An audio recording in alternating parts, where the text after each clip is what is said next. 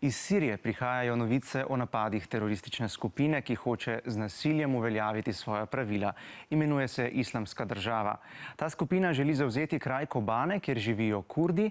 Njeni pripadniki so včeraj zasedli središče tega mesta na severu Sirije.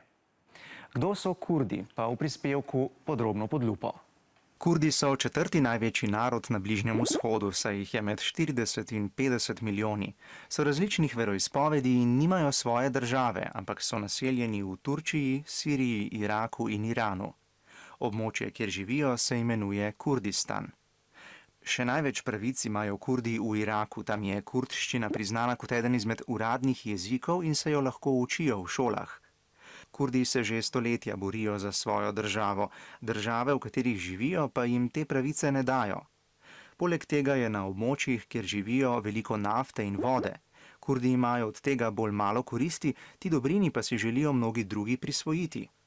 Že od poletja potekajo v kraju Kobane, ki leži na meji med Sirijo in Turčijo, boji med Kurdi in teroristično skupino Islamska država, ki želi Kurde izriniti z tega ozemlja. Zato je več 100 000 ljudi, kurdskih beguncev, moralo zapustiti domove. Zdaj je že polovica mesta pod nadzorom skupine Islamska država, ki želi tam uveljaviti svojo državo, v kateri bi vladala po svojih strogih pravilih.